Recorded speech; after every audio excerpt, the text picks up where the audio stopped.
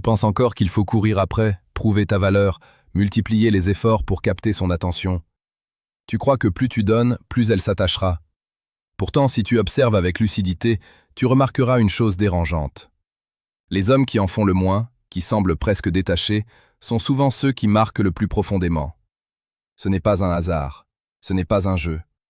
C'est une loi silencieuse de la nature humaine. Et aujourd'hui, tu vas comprendre un signe précis.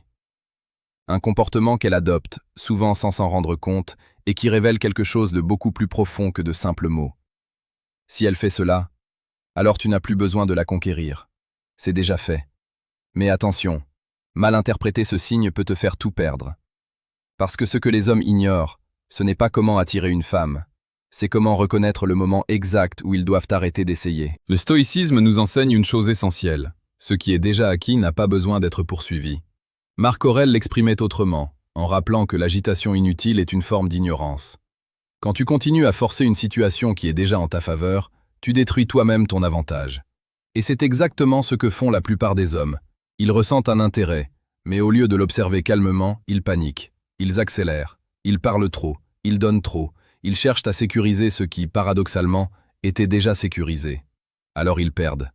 Maintenant, observe ceci avec attention. Quand une femme commence à investir émotionnellement, elle change subtilement de posture.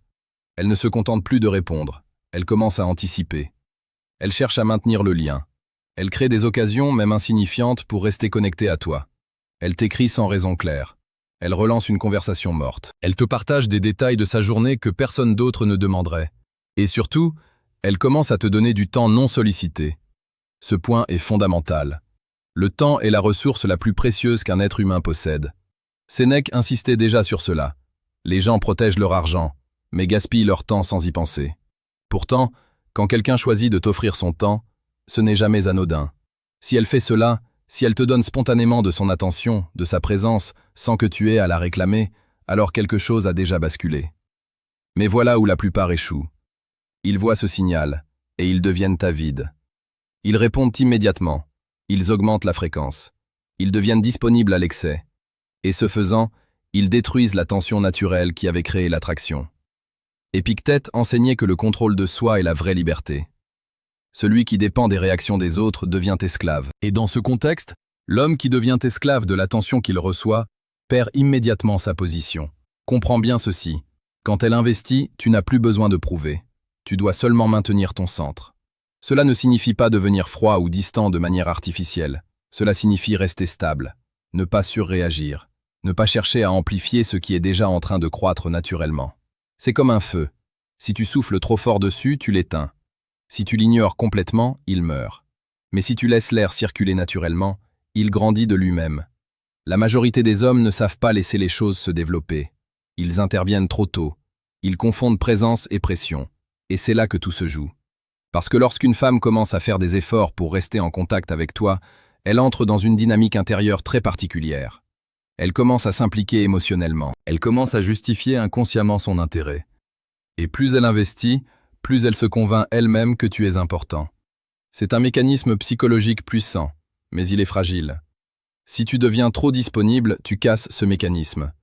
Tu lui enlèves l'espace nécessaire pour ressentir ce manque léger, cette tension douce qui nourrit l'attachement. Marc Aurèle parlait de l'équilibre entre action et retenue. Il ne s'agit pas de ne rien faire, mais de faire juste assez. C'est exactement ce que tu dois comprendre ici. Quand elle fait l'effort de venir vers toi, ton rôle n'est pas de courir vers elle en retour. Ton rôle est d'accueillir, sans t'abandonner. Répondre, mais ne pas te précipiter. Montrer de l'intérêt, mais ne pas te dévoiler entièrement. Rester présent, mais jamais dépendant. C'est cette posture qui crée le respect. Et sans respect, il n'y a jamais d'attraction durable. Tu dois réaliser une chose essentielle. L'attraction n'est pas créée par ce que tu donnes, mais par ce que tu contrôles. Ta parole, ton temps, ton énergie. Quand tu maîtrises ces 3 éléments, tu deviens naturellement magnétique. Pas parce que tu fais plus, mais parce que tu fais moins, avec plus de précision. Et c'est exactement ce qui dérange ceux qui n'ont pas compris. Ils cherchent des techniques, des phrases, des stratégies compliquées. Mais la vérité est beaucoup plus simple. Quand elle commence à te chercher, tu dois arrêter de la chercher autant. Pas complètement, mais suffisamment pour rééquilibrer la dynamique. Sinon, tu passes d'homme désiré à homme acquis. Et dans l'esprit humain, ce qui est acquis sans effort perd toujours de sa valeur. C'est dur à entendre, mais c'est réel. Sénèque disait que ce qui est facilement obtenu est souvent négligé. Et dans les relations humaines, cette règle est encore plus brutale. Maintenant, imagine ceci. Elle t'envoie un message sans raison. Elle rit plus facilement avec toi. Elle trouve des excuses pour prolonger l'échange. Ce ne sont pas des coïncidences, ce sont des investissements. Et chaque investissement est une preuve silencieuse que quelque chose se construit. Mais si à ce moment-là tu deviens trop présent, tu inverses les rôles. Tu prends le rôle de celui qui poursuit. Et elle prend inconsciemment le rôle de celle qui choisit. Et dès que ce basculement se produit, tu as déjà perdu une partie du terrain que tu avais gagné. Le stoïcisme nous apprend à observer sans réagir impulsivement. À voir les choses telles qu'elles sont, sans les déformer par nos émotions. Et si tu observes honnêtement, tu verras que beaucoup de tes erreurs passées ne viennent pas d'un manque d'effort, mais d'un excès d'effort au mauvais moment. C'est ça le piège. Faire trop, quand il faudrait simplement être. Tu commences à voir plus clair maintenant. Ce n'est pas une question de chance, ni de manipulation. C'est une question de lecture juste de la réalité. Et la réalité est souvent plus silencieuse que ce que tu imagines. Parce que ce signe dont on parle ne crie pas, il ne s'impose pas. Il se glisse dans les détails, dans les comportements apparemment anodins, dans les petites initiatives qu'elle prend sans y réfléchir. Et c'est précisément pour cela que la plupart des hommes passent à côté. Ils attendent quelque chose de spectaculaire. Une déclaration, un aveu, un geste évident. Alors que l'intérêt réel, lui, se manifeste dans la constance discrète. Quand elle commence à te poser des questions personnelles, pas superficielles, mais orientées vers qui tu es vraiment. Ce n'est pas de la curiosité. C'est une tentative de te comprendre, de te situer dans son monde. Quand elle se souvient de détails que tu as mentionnés en passant, ce n'est pas un hasard. C'est que ton existence a commencé à prendre de la place dans son esprit. Quand elle ajuste son emploi du temps pour te voir, même légèrement, ce n'est pas de la politesse. C'est une priorisation. Et c'est là que tu dois être extrêmement vigilant. Parce que l'ego va vouloir intervenir. Il va te dire « C'est bon, elle est dedans, maintenant tu peux te relâcher » ou au contraire, accélérer pour verrouiller. Mais ces deux réactions sont des pièges. Le relâchement excessif montre un manque de discipline. L'accélération montre un manque de contrôle. Et dans les deux cas, tu perds ta stabilité. Or, la stabilité est précisément ce qui l'a attiré vers toi au départ.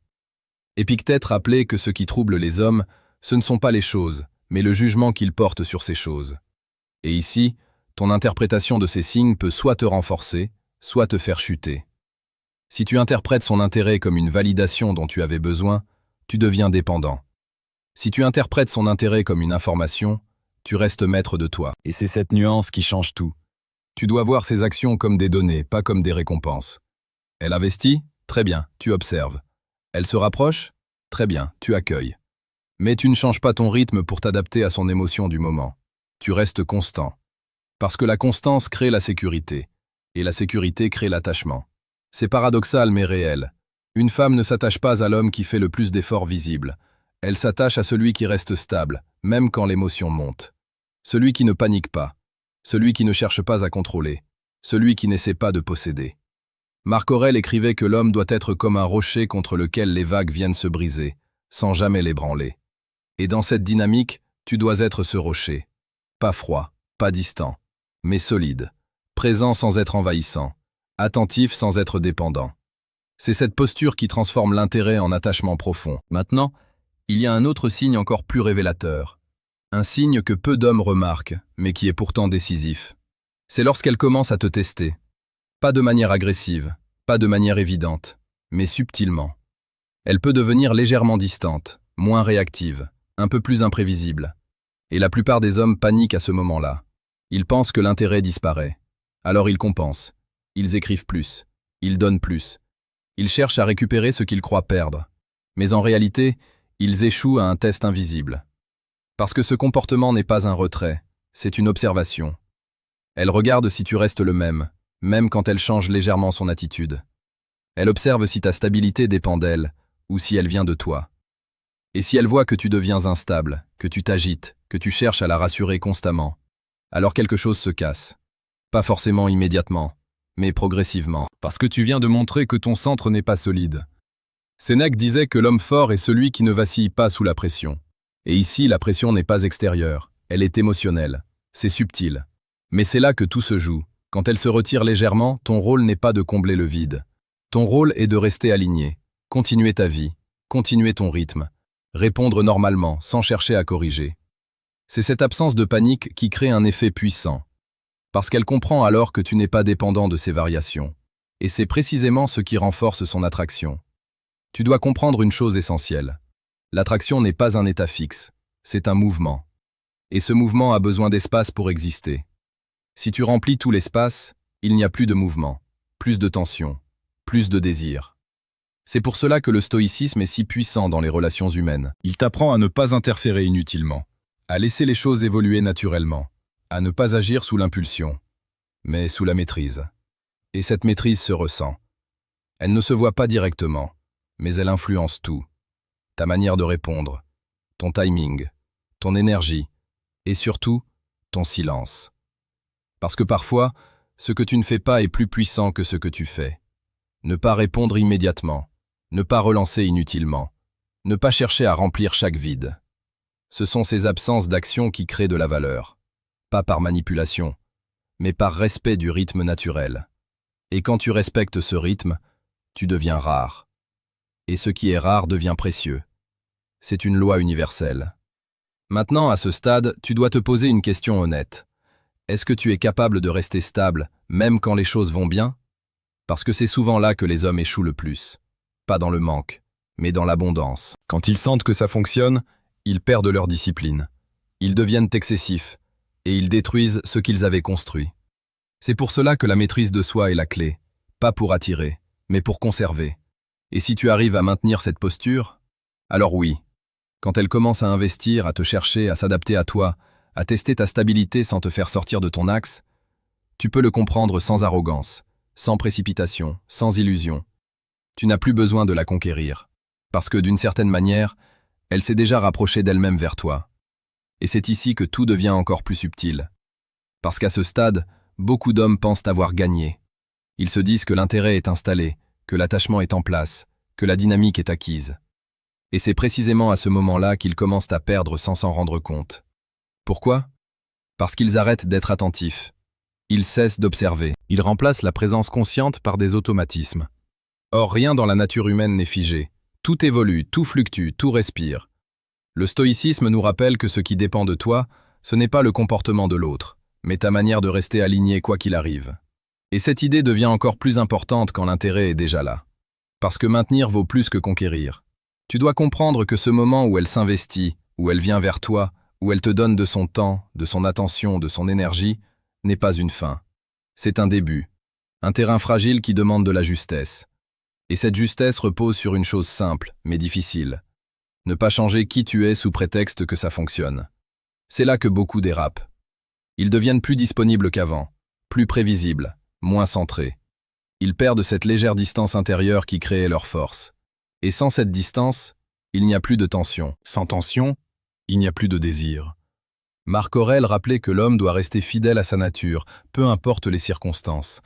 Et dans ce contexte, ta nature, c'est cette stabilité que tu avais avant qu'elle ne s'attache. Si tu la perds, tu perds tout le reste.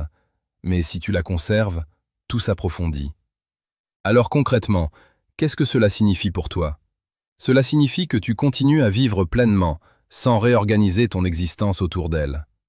Cela signifie que tu apprécies sa présence, sans en devenir dépendant. Cela signifie que tu restes cohérent dans ton comportement, que son attitude soit constante ou variable. Parce que c'est cette cohérence qui crée un cadre rassurant.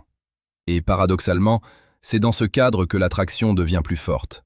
Pas parce que tu fais plus, mais parce que tu ne fais pas n'importe quoi. Épictète disait que la liberté commence là où cesse le besoin de contrôler. Et dans une relation, vouloir contrôler l'intérêt de l'autre est le moyen le plus rapide de le faire disparaître.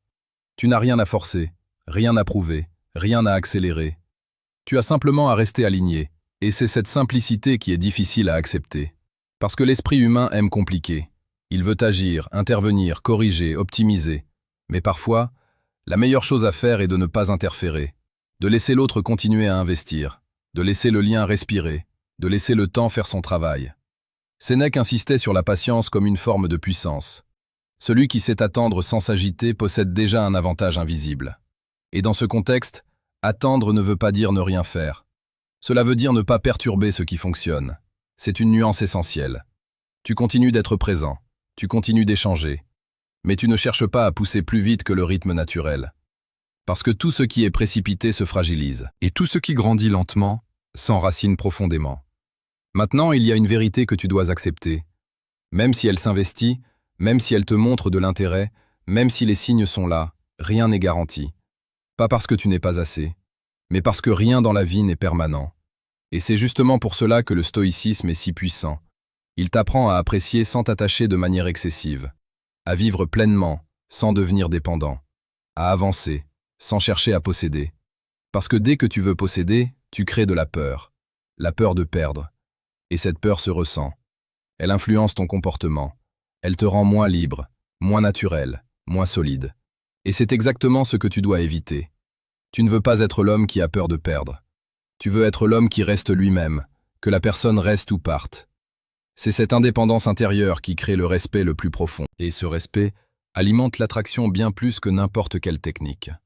Alors oui, si elle fait cela, si elle investit, si elle te donne de son temps, si elle revient vers toi sans que tu forces, tu peux le reconnaître, sans arrogance, sans excès, sans illusion. Tu n'as plus besoin de la conquérir, mais tu dois encore mériter sa présence, par ta constance. Et c'est là toute la différence. Petite parenthèse les amis, j'ai créé un manuel complet sur la séduction stoïque. Il t'apprend comment parler avec maîtrise pour créer une vraie attraction. Le lien est en première ligne de la description. On continue. Parce qu'au fond, ce que tu construis ici dépasse largement la simple attraction. Tu construis une posture, une manière d'être, une discipline intérieure. Et cette discipline ne sert pas seulement dans les relations, elle sert dans toute ta vie, dans ton travail, dans tes décisions, dans ta manière de gérer l'incertitude. Et plus tu la développes, plus tu deviens difficile à déstabiliser. C'est ça la vraie force. Pas impressionner, pas séduire, mais rester solide. Peu importe les circonstances. Alors si ce que tu viens d'entendre résonne en toi, si tu comprends que le vrai pouvoir n'est pas dans l'effort constant mais dans la maîtrise, garde cette idée simple. Quand elle vient vers toi, reste toi-même. Et si tu veux continuer à développer cet état d'esprit, à affiner cette compréhension, abonne-toi. Pas pour consommer plus de contenu, mais pour renforcer ce que tu es en train de devenir. Parce que tout commence ici, dans ta capacité à voir clairement et à agir avec maîtrise.